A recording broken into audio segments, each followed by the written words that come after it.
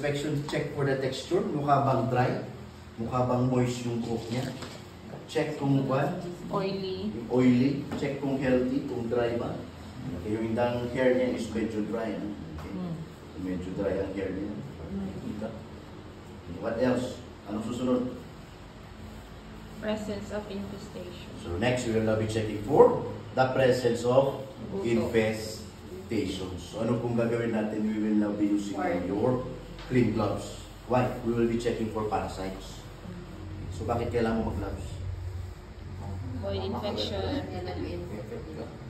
Pwede, or syempre some of the parasites are microscopic, so meaning di mo makita sa pamamagitan ng mata. Okay, malay mo, di ba? Hinawakan mo yung buhok niya, hindi ka nag-wash, hindi ka nag-hygiene. Okay, wala na, inuwi mo na sa bahay yung kuto, lahat kayo sa bahay may kuto na rin. So better to wear your clean gloves when checking for infestation. So when you check, you just, ang gagawin, himayin nyo lang. Pag nagpa-parlor ka, so you just check the scalp of the patient, himay-himayin nyo. Saan yung mga important parts to consider sa part ng buhok? Correct, you check where? Behind the ears. Kasi sometimes nandiyan yung infestation, nandiyan yung mga kuto. Check the other ear naman sa likuran. Okay. Saan pa?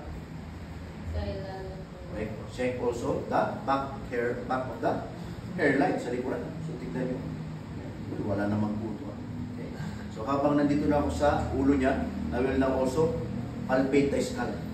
So kapait mo yung skull niya, try to feel kung may lesions pa, may mass, may mga bukol ka bang mararamdaman. Check for any depressions, may part pang malalim. Check yung shape ng ulo niya, kung anong shape ng ulo niya. Okay, so mukhang wala naman tayo nakikita ng any lesions. Wala ko nakikita ng any bukol or mass, walang depression, mukhang wala namang pain na nararamdaman si patient. Okay? Anong next?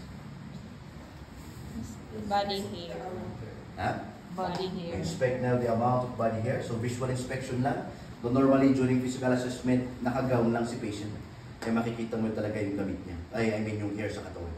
So check kung may mga body hair ba, like yung chest hair. Check yung mga braso niya.